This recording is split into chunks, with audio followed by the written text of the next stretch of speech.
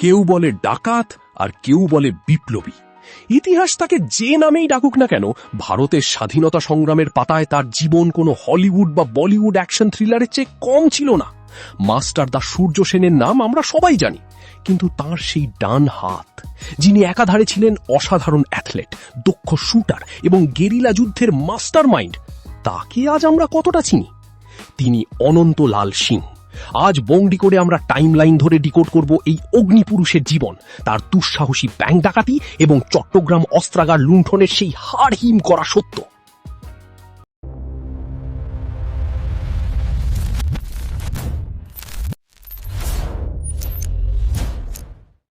1 December 1903 চট্টগ্রামে এক পাঞ্জাবি রাজপুত পরিবারে জন্ম অনন্ত লালের।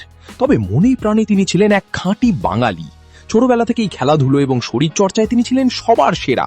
1924 সালের দিকে তার জীবনে আসেন মাস্টারদা সূর্য সেন। অনন্তলালের মেধা এবং সাহস দেখে মাস্টারদা বুঝলেন ব্রিটিশ সাম্রাজ্যের ভিত নাড়িয়ে দেওয়ার জন্য এই ছেলেই হতে পারে তার প্রধান সেনাপতি। অনন্তলাল যোগ দিলেন যুগান্তর দলে। বিপ্লব চালাতে গেলে প্রয়োজন অস্ত্র, আর অস্ত্র কিনতে গেলে প্রয়োজন টাকা। কিন্তু টাকা আসবে কোথা থেকে? অনন্তলাল বেছে নিলেন এক দুঃসাহসী পথ, ব্যাংক এবং সরকারি খাজাঞ্চিখানার লুট। 1924 সালে আসাম বেঙ্গল রেলওয়ে টাকা লুটের পেছনে মাস্টারমাইন্ড ছিলেন এই অনন্তলাল। ব্রিটিশ পুলিশ তাকে হন্যে হয়ে খুঁজছিল, কিন্তু প্রতিবারই নিজের ক্ষিপ্র বুদ্ধি আর ছদ্মবেশ ধারণের ক্ষমতায় তিনি পুলিশকে বোকা বানিয়ে ফসকে যেতেন। এবার এলো সেই ঐতিহাসিক মাহেন্দ্রক্ষণ। 18 এপ্রিল 1930 রাত 10টা। অনন্তলাল সিং এবং গণেশ ঘোষের নেতৃত্বে একদল তরুণ বিপ্লবী হানা দিলেন চট্টগ্রামের ব্রিটিশ পুলিশ অস্ত্রাগারে। সম্পূর্ণ মিলিটারি পোশাকে থাকা অনন্তলালকে দেখে ব্রিটিশ সেন্ট্রিরা বুঝতেই পারেনি যে এরা আসলে ছদ্মবেশী বিপ্লবী। কয়েক মিনিটের মধ্যে অস্ত্রাগার দখল, টেলিফোন ও টেলিগ্রামের তার কেটে দেওয়া এবং রেল লাইন উপড়ে ফেলে চট্টগ্রামকে বাকি ভারতবর্ষ থেকে সম্পূর্ণ বিচ্ছিন্ন করে দেওয়া হলো। আকাশে উড়ল স্বাধীন ভারতের পতাকা। অস্ত্রাগার লুণ্ঠনের পর বিপ্লবীরা আশ্রয় নিলেন জালালাবাদ পাহাড়ে। 22 এপ্রিল 1930 শুরু হলো ঐতিহাসিক জালালাবাদ যুদ্ধ। একদিকে ব্রিটিশদের আধুনিক রাইফেল ও মেশিন গান, অন্যদিকে বিপ্লবীদের অদম্য জেদ। অনন্তলাল সেই যুদ্ধের সম্মুখ সমরে নেতৃত্ব দিয়েছিলেন। পরবর্তীতে ফরাসি উপনিবেশ চন্দননগরে আশ্রয় নিলেও শেষ রক্ষা হয়নি, তিনি গ্রেফতার হন।